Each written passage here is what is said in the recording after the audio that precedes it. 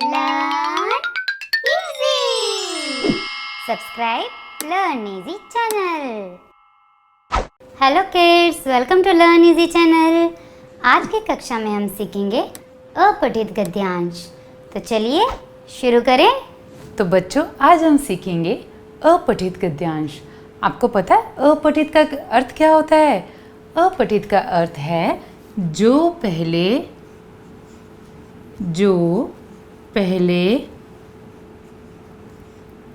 ना पढ़ा गया हो।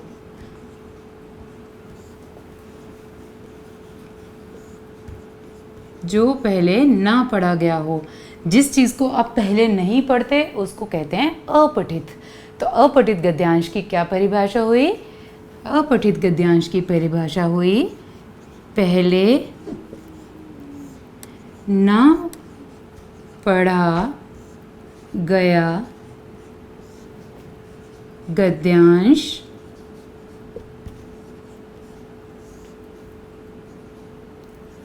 अपठित गद्यांश कहलाता है।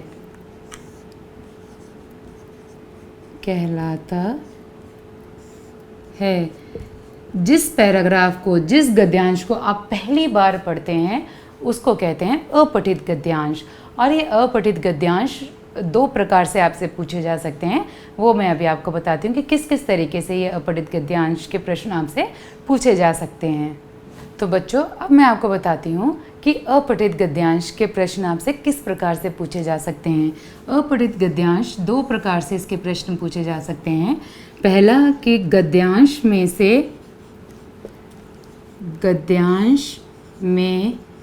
से ढूंढकर प्रश्नों के उत्तर दें। प्रश्नों के उत्तर दें। एक तो इस प्रकार से आपसे पूछा जा सकता है कि ये गद्यांश दिया जा सकता है आपको, और उसमें से पूछ सकते हैं कि इस पैराग्राफ में से, इस गद्यांश में से ढूंढकर आप प्रश्नों के उत्तर दें। और दूसरे प्रकार के प्रश्न इस तरीके से पूछ सकते हैं कि ये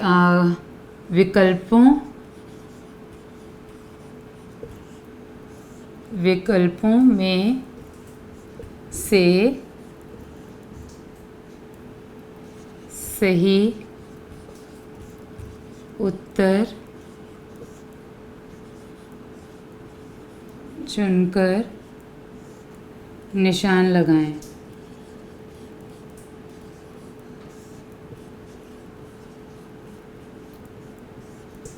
आपको ये दो प्रकार के प्रश्न पूछे जा सकते हैं कि एक तो आपको कि उसी पैराग्राफ में से जो गद्यांश आपको दिया गया है उसी गद्यांश में से आपको ढूंढकर प्रश्नों के उत्तर करने हैं।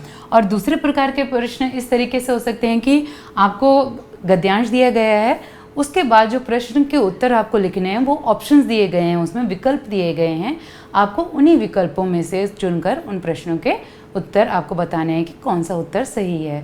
तो ये दो प्रकार के जो है अपठित गद्यांश के प्रश्न आपसे पूछे जा सकते हैं। तो चलिए अब मैं आपको बताती हूँ कि अपठित गद्यांश को हल करते समय ध्यान रखने योग्य बातें कौन कौन सी होती हैं। पहली बात जो ध्यान रखने योग्य है वो है गद्यांश को 2-3 बार पढ़कर उसका मूल भाव अच्छी तरह समझ लें। जो भी पैराग्राफ आपको दिया गया हो आप उसको अच्छे से 2-3 बार पढ़ें और उसका मूल भाव समझें कि उस गद्यांश में क्या बताया गया है। दूसरी ध्यान रखने योग्य बात, प्रश्नों के उत्तर संक्षेप में अपनी भाषा में तथा छोटे छोटे वाक्यों में लिखें। अब आपको क्या करना होता है, जो भी आपको प्रश्न दिए गए हैं उसमें से अपनी भाषा में आपने उत्तर देने हैं और वाक्यों को कोशिश करिए कि छोटे छोटे वाक्यों में उनके उत्तर दें। तीसरी ध्यान रखने योग्य बात है, प्रश्नों का उत्तर गद्यांश के आधार पर ही दें। जो भी आपसे पूछा जाए वो उस गद्यांश के आधार पर ही दें। अपनी मर्जी से कोई भी आप उत्तर उसका नहीं दे सकते। जो भी पैराग्राफ में लिखा है या गद्यांश में लिख रहा है आपको उत्तर उसी के आधार पर देना होगा। चौथी ध्यान रखने योग्य बात, यदि शीर्षक लिखने को कहा जाए तो शीर्षक को मूल भाव के आधार पर ही लिखें। अगर शीर्षक क्या होता है, शीर्षक होता है हेडिंग। तो अगर आपको किसी पैराग्राफ की हेडिंग लिखने को कहा जाए, उसका शीर्षक लिखने को कहा जाए, तो आप उसको पैराग्राफ को पहले अच्छे से पढ़िए, फिर उसमें जो उसका मूल भाव हो उसके आधार पर उसका शीर्षक लिखें। तो चलिए अब मैं आपको बताती हूँ कि गद्यांश को किस प्रकार से पढ़ा जाता है और उसके प्रश्नों के उत्तर किस प्रकार से दिए जाते हैं। गद्यांश को पढ़कर नीचे दिए गए प्रश्नों के उत्तर दीजिए। किसी तालाब में एक कछुआ रहता था। तालाब के पास मांद में रहने वाली एक लोमड़ी से उसकी दोस्ती हो गई। एक दिन वे तालाब के किनारे गपशप कर रहे थे कि एक तेंदुआ वहां आया। दोनों अपने अपने घर की ओर जान बचाकर भागे। लोमड़ी तो सरपट दौड़कर अपनी मांद में पहुंच गई, पर कछुआ अपनी धीमी चाल के कारण तालाब तक नहीं पहुंच सका। तेंदुआ एक छलांग में उस तक पहुंच गया। तो आइए बच्चों, इस गद्यांश को एक और बार पढ़ते हैं। किसी तालाब में एक कछुआ रहता था। तालाब के पास मांद में रहने वाली एक लोमड़ी से उसकी दोस्ती हो गई। एक दिन वे तालाब के किनारे गपशप कर रहे थे कि एक तेंदुआ वहां आया। दोनों अपने अपने घर की ओर जान बचाकर भागे। लोमड़ी तो सरपट दौड़कर अपनी मांद में पहुंच गई, पर कछुआ अपनी धीमी चाल के कारण तालाब तक नहीं पहुंच सका। तेंदुआ एक छलांग में उस तक पहुंच गया। तो आइए आगे प्रश्न देखें कि इसमें कौन कौन से प्रश्न हैं और उसके उत्तर हल करने की कोशिश करते हैं। पहला प्रश्न देखिए, कछुआ कहाँ रहता था। अब शुरू से हम इसको पढ़ के देखेंगे और हाँ देखेंगे कि हमें इसके प्रश्नों के उत्तर किस प्रकार से हम मिल रहे हैं। किसी तालाब में एक कछुआ रहता था। तो देखिए हमें इस प्रश्न का उत्तर पहली लाइन में ही मिल गया। तो इसका उत्तर क्या हुआ? कछुआ तालाब में रहता था। दूसरा प्रश्न देखिए, कछुए की दोस्ती किससे हो गई। अब इसके आगे पढ़ें। तालाब के पास मांद में रहने वाली एक लोमड़ी से उसकी दोस्ती हो गई। तो देखिए बच्चों, इसका उत्तर क्या हुआ? कछुए की दोस्ती लोमड़ी से हो गई। अब अगला प्रश्न पढ़ें। एक दिन तालाब के किनारे कौन आया। अब इसके आगे पैराग्राफ को पढ़ते हैं हम। एक दिन वे तालाब के किनारे गपशप कर रहे थे कि एक तेंदुआ वहां आया।